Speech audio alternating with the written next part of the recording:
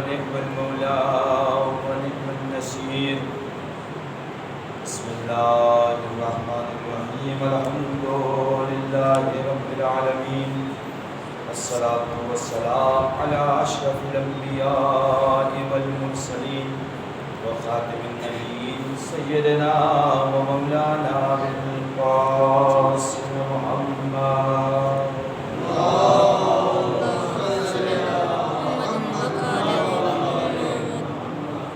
وآله الطيبين الطاهرين المعصومين المظلومين ولعنة الله على أعدائهم أجمعين من يومنا هذا إلى قيام يوم الدين.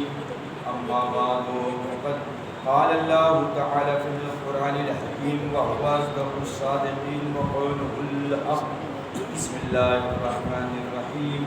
كلا بل ران على قلوبهم ما كانوا يكسبون. اللهم صل على محمد وآل محمد.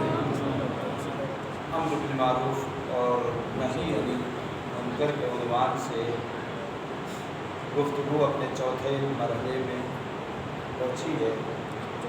خداوند عالم قرآن مجید میں ارشاد فرما رہا ہے کلا بل ران علی قلوبہم ما کانوا یکسبون. آگاہ ہو جاؤ ان کے دل سیاہ ہو گئے ہیں، سنگین ہو گئے ہیں، یہ واعظ و نصیحت کو قبول کرنے والے نہیں ہیں. کیوں؟ اس لیے کہ انہوں نے جو برائیاں کی ہیں اس کی وجہ سے ان کے قلوب سیاہ ہو گئے ہیں.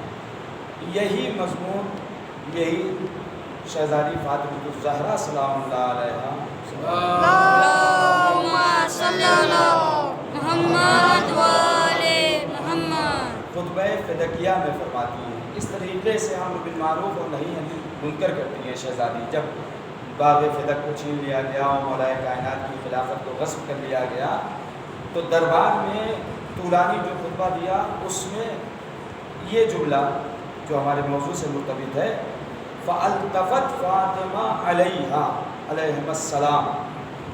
فاطمہ سلام اللہ علیہا تمام لوگوں کی طرف متوجہ ہوئی، مخاطب ہوئی، الی الناس لوگوں کی طرف. وقالت، اور اس کے بعد شہزادی نے فرمایا یا معاشر المسلمین، اے گروہ مسلمین، المسرعۃ الی قیل الباطل، اتنی تیزی سے اتنی جلدی تم باطل کی راہ پہ چل پڑے. تم نے جو ہے ولایت کا انکار کر دیا، خلافت کا انکار کر دیا، فدق کو غصب کر دیا، اتنی جلدی تم جو ہے باطل کی راہ پہ چل پڑے. پھر اس کے بعد المغزیۃ علی الفعل القبیح قبیح الخاسر، جب کہ یہ کام برا اور خسارت والا ہے، تم نے انجام دے دیا، ولایت کو چھوڑ دیا، مال کو غصب کر دیا. اور یہ میرے عزیزوں صرف شہزادی خطبہ دے کے وہیں والوں کو نہیں بتانا چاہ رہی، قیامت تک کے لوگوں کو بتانا چاہ رہی. جب بھی تمہارا حق غصب کیا جائے تو تم اپنی آواز کو بلند کرو، خاموش مت بیٹھ جاؤ، بلکہ اصلاح کرنے کی کوشش کرو، امر بالمعروف کرو، نہی عن المنکر کرو. پھر اس کے بعد افلا یتدبرون القرآن، کیا تم قرآن میں غور و فکر نہیں کرتے ہو؟ ام علی قلوب اقفالها، یا تمہارے دلوں میں تالے پڑ گئے ہیں، دلوں میں تمہارے تالے پڑ گئے ہیں. کلا بل ران علی قلوبہم ما آساءتکم، آگاہ ہو جاؤ تمہارے دل، تم نے جو برائیاں کی ہیں، برائیاں انجام دی ہیں، گناہ جو کیے ہیں، اس وجہ سے تمہارے دل سیاہ ہو گئے ہیں، تم حق بات کو قبول نہیں کر سکتے. فَأَخَذَ بِسَمْعِكُمْ وَأَبْصَارِكُمْ، اور تمہارے کان اور تمہاری آنکھیں بند ہو گئی. وَلَبِئْسَ مَا تَعْوَلْتُمْ وَسَاءَ مَا بِهِ أَشَرْتُمْ، تم نے شر حاصل کر لیا اور کتنی غلط تعویل تم کر رہے ہو کہ یہ جو ہے رسول اللہ جو مال چھوڑ کے گئے ہیں یہ ورثہ نہیں ہے، یہ مسلمین کا مال ہے، اور رسول جو مال چھوڑ کے جاتے ہیں وہ صدقہ چھوڑ کے، کتنی غلط تعویل تم کر رہے ہو. شہزادی کہہ رہی ہے بھرے دربار کے، واللہ محملہ ثقیلا، اس کے بعد شہزادی قسم کھا کے کہہ رہی ہے واللہ، اللہ کی قسم، تم لوگوں نے اپنے اوپر بہت سخت بوجھ اٹھا لیا ہے، گناہوں کا بہت سخت بوجھ اٹھا لیا ہے۔ اب اس کے بعد رسول صلی اللہ علیہ وآلہ وسلم فرماتے ہیں اللہم صلی اللہ محمد وآلہ محمد۔ القلب ثلاثۃ انواع، دل تین طرح کے ہوتے ہیں، تین قسمیں ہوتی ہیں دل کی۔ قلب مشغول بالدنیا، ایک وہ دل جو دنیا میں مشغول ہو گیا ہے، یہاں سے بھی لے لو، وہاں سے بھی لے لو، اس سے بھی لے لو، اس سے بھی لے لو، ہاتھ پھیلانے کی عادت پڑ گئی تو اب ہاتھ نیچے نہیں ہو سکتا ہے۔ اگر عادت پڑ گئی، انسان کو خود کفا ہونا چاہیے، کوشش یہ کرنا چاہیے کہ خود کوشش کرے انسان کمانے کی، یہ نہیں کہ دوسروں کے اس میں رہے، انتظار میں رہے کہ دوسرا ہماری چیزیں پوری کرے، فلاں جگہ سے مال آ جائے، فلاں جگہ سے مسئلہ آ جائے، یہ حقوق آ جائے۔ انسان کو کوشش یہ کرنی چاہیے خود کفا ہو، ورنہ ہاتھ ایک مرتبہ اگر بڑھ جاتا ہے تو پھر وہ ہاتھ بڑا ہی رہتا ہے انسان کا۔ ایک دل وہ جو دنیا میں مشغول ہو گیا ہے، حرام کبھی آ رہا ہے لے لو، یہاں سے بھی لے لو، وہاں سے بھی لے لو، کچھ کرنا نہیں ہے، بس بٹورتے رہو، اولاد کے لیے، اس کے لیے، اس کے لیے، رہنے کے لیے گھر کافی ہے، لیکن بلا وجہ گھر پہ گھر بنائے جا رہے ہیں، کسی کو دے بھی نہیں رہے ہیں کہ اس میں کوئی اپنا سر چھپا دے۔ ایک دل یہ ہے کہ جو دنیا سے مشغول ہو گیا، اور دوسرا دل وقلب مشغول بالعقبہ، دوسرا دل وہ ہے جو عقبہ کے لیے، آخرت کے لیے مشغول ہے۔ انسان نماز اس لیے پڑھ رہا ہے کہ پروردگار ہمیں کہیں جہنم میں نہ ڈال دے، روزہ اس لیے رکھ رہا ہے کہ اللہ کہیں ہمیں جہنم میں نہ ڈال دے، صلہ رحم اس لیے کر رہا ہے چونکہ واجب ہے، اگر نہیں کریں گے تو جہنم مل سکتی ہے، پڑوسیوں کا خیال اس لیے کر رہا ہے کہ اگر نہیں کریں گے تو جہنم میں ڈال دیے جائیں گے۔ اسی طریقے سے جتنی بھی چیزیں ہیں اس لیے کر رہا ہے تاکہ ہمیں جنت مل جائے، جہنم سے نجات مل جائے، صرف اور صرف عقبہ کا خیال ہے، آخرت کا خیال ہے، بس اس کے علاوہ کسی اور چیز کا خیال نہیں۔ امر بالمعروف اس لیے کر رہا ہے چونکہ واجب ہے، اگر نہیں کریں گے تو جہنم میں ڈال دیے جائیں گے۔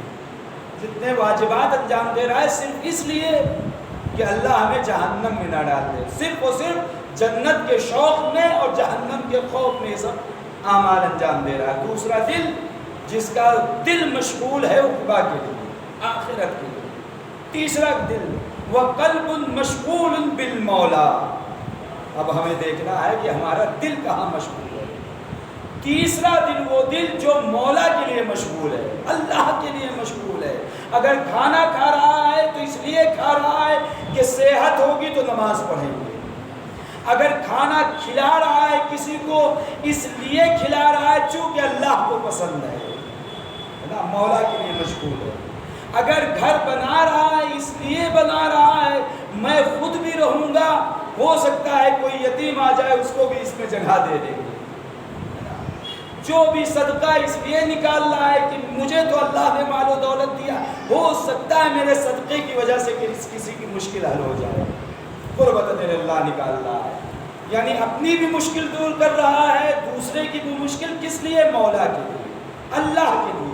یہ تیسرا دل یہی سب سے بڑا اور اہم دل ہے۔ پہلا تو دنیا کے لیے مشغول ہے، اس سے کوئی فائدہ نہیں ہے، انسان جہنمی ہو جائے گا۔ دوسرا دل انسان صرف اور صرف جنت کی فکر ہے، بس جہنم میں نہ جائے گا۔ تیسرا دل جو ہے مشغول ہے اللہ کے لیے، مولا کے لیے۔ اس کے بعد پھر رسول تشریح بھی کر رہے ہیں، ان تینوں دلوں کی تشریح کر رہے ہیں۔ اما القلب المشغول فی الدنیا، بالدنیا، وہ دل جو دنیا کے لیے مشغول ہو گیا ہے، دنیا کے لیے مشغول ہو گیا، لہ الشدۃ والبلاء، اس کے لیے پریشانیاں ہیں، بلائیں جو دنیا کے لیے۔ انسان کے پاس مال اگر آ جاتا ہے، حرام مال، ہر وقت خطرہ لگتا ہے کہ دشمن ہمیں مار نہ دے۔ انسان کے پاس مال آ جاتا ہے تو چین و سکون کی اسے نیند نہیں آتی۔ انسان گھر سے باہر نکلتے ہوئے ڈرتا ہے کہ کوئی ہمارے اوپر حملہ نہ ہو، ہے نا۔ ہمیشہ بلاؤ پریشانیوں میں گھرا رہتا ہے، جس کا دل دنیا سے مشغول ہے. شراب پی رہا ہے، کہیں یہ نہ ہو کہ فلاں انسان دیکھ لے، جوا کھیل رہا ہے کہیں کوئی دیکھ نہ لے، ہمیشہ پریشانیوں میں مبتلا رہتا ہے، جس کا دل دنیا میں مشغول ہو جاتا ہے. پھر اس کے بعد وَأَمَّا الْقَلْبُ الْمَشْغُولُ بِالْعُقْبَى، وہ قلب جو عقبہ کے لیے مشغول ہو جاتا ہے، فَلَهُ الدَّرَجَاتُ الْعُلَىٰ، اللہ کے لیے اللہ کے ہاں اس کا بلند مقام ہے، چونکہ اس نے اطاعت کی ہے اللہ کی، اس نے اللہ کے حکم کی فرما برداری کی ہے، اللہ نے جو حکم دیا ہے اس کے مطابق اس نے عمل کیا ہے. وَأَمَّا الْقَلْبُ الْمَشْغُولُ بِالْمَوْلَىٰ، تیسرا وہ دل جو مولا کے لیے مشغول ہے، فَلَهُ الدُّنْيَا، اس کے لیے دنیا بھی ہے، وَالْعُقْبَىٰ، عقبہ بھی ہے، وَالْمَوْلَىٰ، اور مولا بھی ہے. صلوات محمد وعلیہ اللهم صل على محمد وعلى محمد. جو دل اللہ کے لیے مشغول ہے، اللہ کے لیے ہے، اسے دنیا بھی ملے گی، کوئی پریشانی نہیں ہوگی، اسے مولا بھی ملیں گے، اسے عقبہ بھی ملیں گے.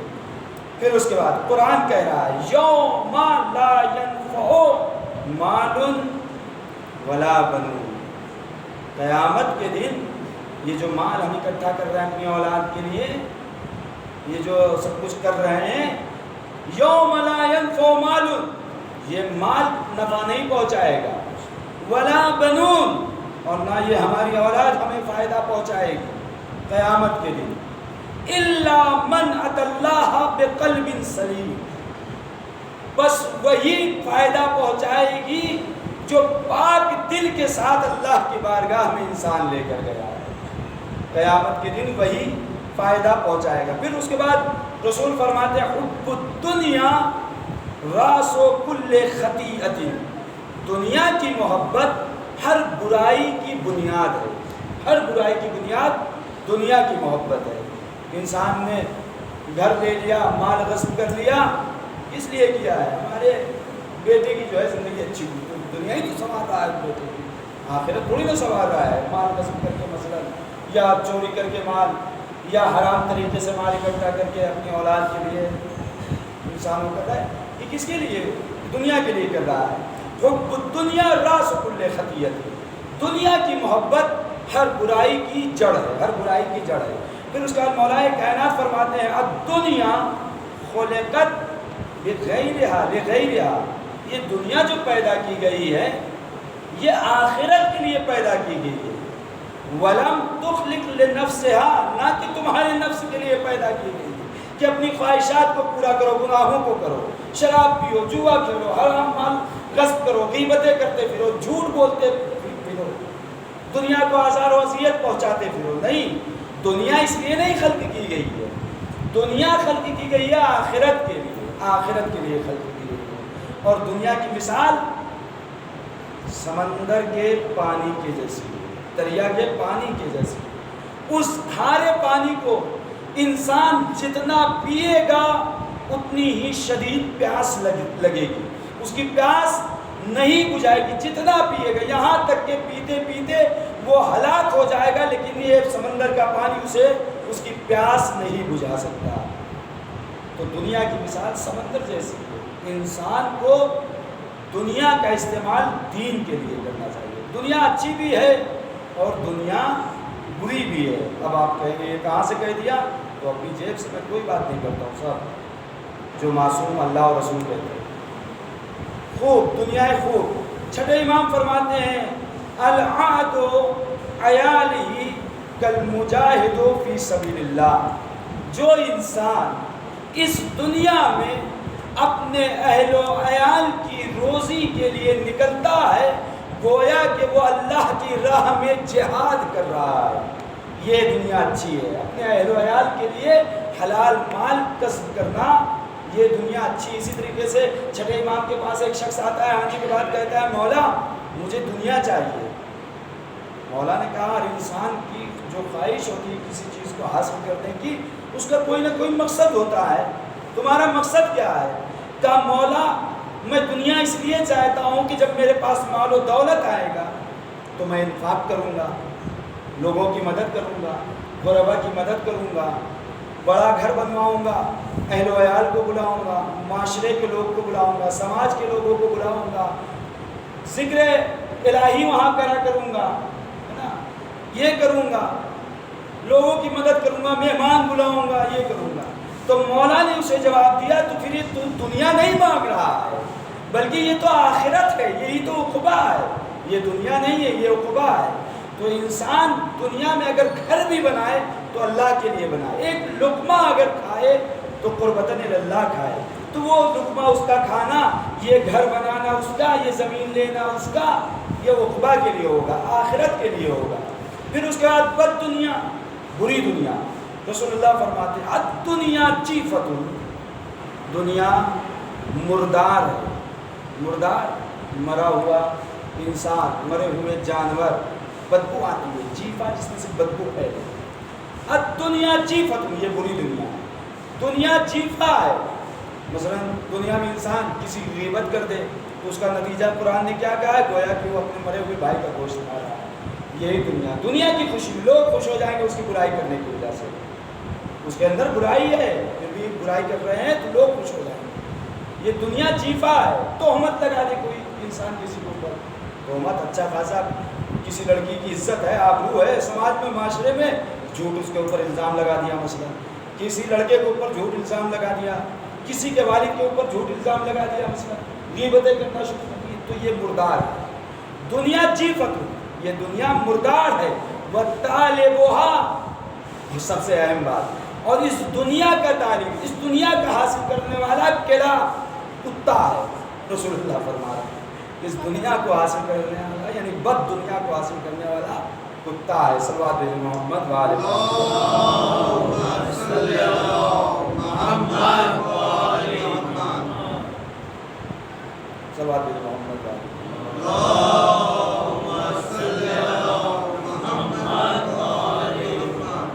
اور پھر کب اللہ نے دنیا کی زینت کے لیے منع کیا؟ دنیا حاصل کرو لیکن اللہ کے لیے حاصل کرو، اس کے لیے اللہ نے نہیں منع کیا کہ اچھا گھر نہ بناؤ، اچھا لباس نہ پہنو، نہیں منع کیا، قرآن میں کہا ہے اللہ نے، کیا اللہ فرماتا ہے قل من حرم زینت اللہ التی اخرج لعبادہ، کس نے کہا، کس نے حرام قرار دیا ہے زینت کو، جس زینت کو اللہ نے تمہارے لیے بنایا ہے۔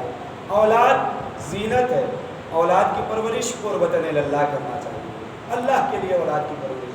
گھر زینت ہے، اس میں ذکر الہی ہونا چاہیے، قرآن کی تلاوت ہو، نماز ہو، یہ دیکھیے اس کے اندر گیت چلے، گانا چلے، دنیا بھر کی فحاشی ہو، الٹے سیدھے کام ہو۔ وَالطَّيِّبَاتُ مِن رِزْقِ اللَّهِ، اور یہ پاک غذائیں اللہ کا رزق ہے، کس نے منع کیا ہے اسے کھانے کے لیے؟ اچھا کھانا کھاؤ، اچھا لباس پہنو، اچھے گھر میں رہو، کسی نے نہیں منع کیا، اللہ کہہ رہا ہے، کس نے تم سے منع کیا ہے؟ قُلْ هِيَ لِلَّذِينَ آمَنُوا، یہ تمام چیزیں ان لوگوں کے لیے جو اللہ پر ایمان لائے، مومنین کے لیے ہیں یہ تمام چیزیں۔ آمنوا فی الحیات الدنیا، دنیاوی زندگی میں جس نے، جو اللہ پر ایمان لائے، انسان کو جو بھی کام کرنا چاہیے قربتاً اللہ کرنا چاہیے، دنیا کے پیچھے نہیں بھاگنا چاہیے۔ آپ دیکھیں مقدس اردبیلی، اتنے مقدس عالم دین، دنیا ان کے پیچھے پیچھے چل رہی ہے، یہ دنیا کو ٹھکرا رہے ہیں۔ نماز شب کے لیے بیدار ہوتے ہیں، وضو کے لیے پانی نہیں ہے، کنویں کے پاس جاتے ہیں، ڈول ڈالتے ہیں کنویں کے اندر، اور اس کے بعد جو ڈول نکالتے ہیں تو ڈول میں قیمتی اشیاء دیکھتے ہیں، واپس کر دیتے ہیں۔ آج کوئی اپنے دل پہ ہاتھ رکھ کے کہے کہ واپس کر دیں گے، ایسے ماحول میں، ایسے حالات میں واپس کر دیتے ہیں، پھر ڈول ڈالتے ہیں، پھر وہی مال و زیور، اسباب، قیمتی اشیاء۔ اب جو تیسری مرتبہ ڈالتے ہیں پھر وہی نکل آیا، بس ایک مرتبہ اپنے ہاتھ کو بلند کرتے ہیں بارگاہ رب العزت میں، پروردگار مجھے اس مال و زر کی ضرورت نہیں ہے، میرے معبود بس اتنا پانی بھیج دے جس سے وضو کر کے میں تیری بارگاہ میں 2 رکعت نماز پڑھ سکوں۔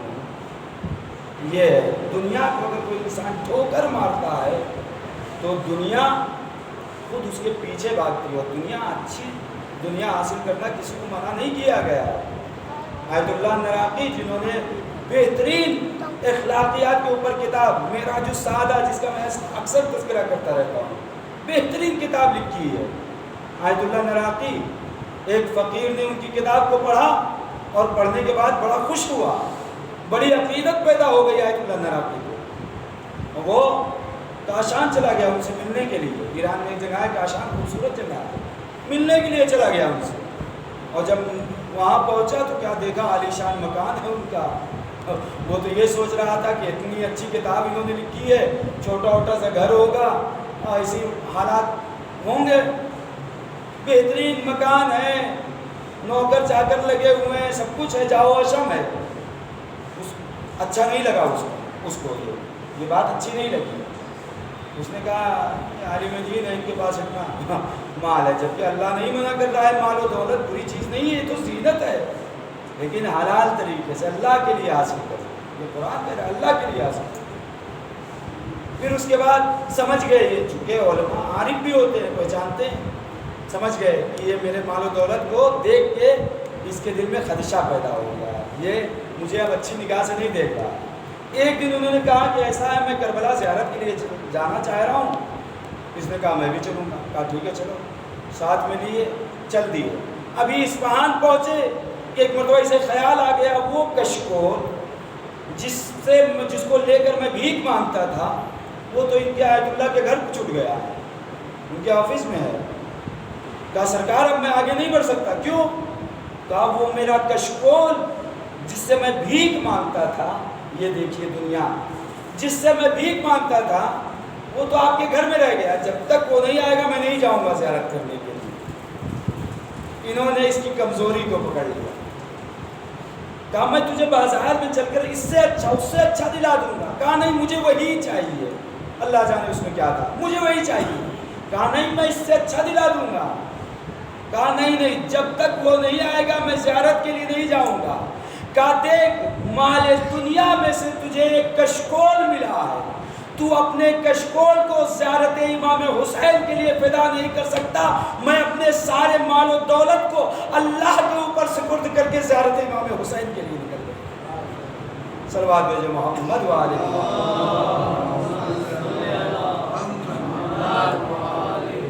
مال دنیا حاصل کرنا برا نہیں ہے، لیکن اگر مال دنیا کو اللہ کے لیے حاصل کرا جائے تو یہ مال عقبہ ہوگا، دنیا کا مال نہیں ہوگا۔ اگر انسان مال و دولت اس کے پاس آ گیا تو شریعت نے جو کہا ہے اس کے مطابق عمل کرے۔ پھر اس کے بعد صلوات بھیجو محمد وعلیہ